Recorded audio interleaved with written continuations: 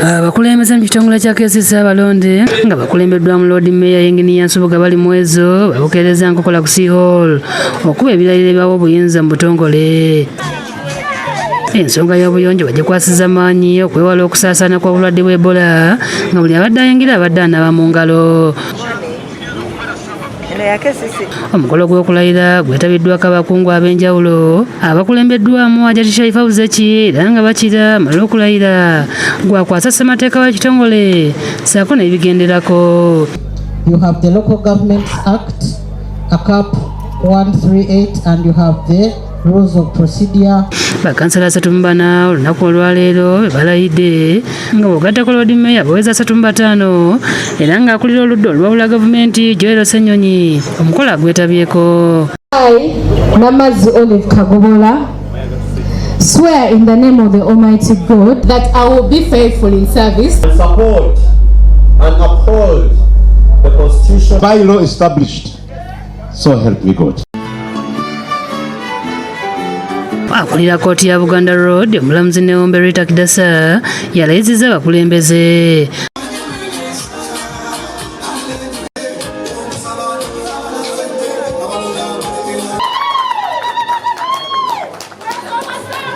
Swear in the name of the Almighty God that I shall faithfully exercise the function of the Lord Mayor. Chief Director, Kampala Capital City Authority, now officially invest you as the Lord Mayor of Kampala Capital City Authority.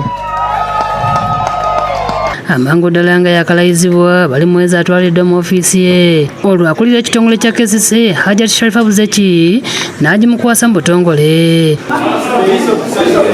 Bali mwezi ayogeddeko eri bannakampala ng'asuuse kwetondera abawagizi be abaagaaniddwa okujja mu bungi olw'ekirwadde ky'Ebola. The people that we had invited, majority of them were denied opportunity to come in simply because of Ebola. And we need a healthy community, we need a healthy people. Bw'atyo bali mwezo yeeyamye okuweereza bannakampala mu bwesimbu awatali kusosola mu langi ya byabufuzi. Enguzi tweteeseteese okwatagana tuteekewo integrity and accountability unit.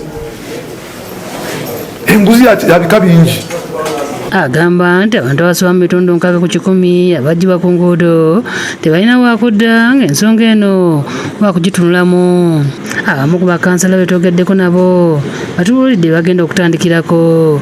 Kakati ensonga zetugenda okusookerako z'ensonga z'abantu ab'informal sector abatembeeyi bye mulaba nti baagobebwa ku nguudo. Neerayirira okubeera nga mpeereza bannakampala ewatali kutya konna. Today, this time around, I'm going to embark on roads. Mu bufube bumu ne ssente wa disitulikiti y'e Butambala Kangave Omar ne bakansala balayiziddwa okutandika okukola emirimu mu butongole ku mukolo ogubadde ku kitebe kya disitulikiti. I, Kangave Omar Murshi, swear in the name of the Almighty Allah, solemnly affirm.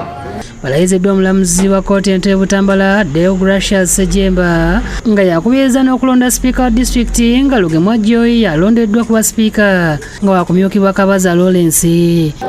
Lugemwa Joy, swear in the name of the Almighty God. amwambaza wiigi obwa sipiika. Oluvannyuma lw'okulayira ssentebe Kangave aweze okutandikirawo emirimu ng'essira agenda kuliteeka ku nkulaakulana ya disitulikiti ebyenjigiriza ebyobulamu n'okulongoosa enguudo okulaba ng'ayanguya obuweereza. Tugenda kulwana nnyo ku byenjigiriza ebyobulamu, eddwaliro lyafa, amalwaliro gaafa. Bakansala nabo beeyamye okuweereza obulungi. Okumyumyula okulaba nga Kalamba Town Council etandika okufuna ssente ezigiddukanya enguudo zifaanana bubi. Nakasa nti kenzize bwe nakoma mu buweereza bwange n'okulondoola ebintu bya disitulikiti genda kuddamu gitambula. Shamshad Nalojja ne William Buyondo byokusakidde eggulu eno ku Lwabukedde TV.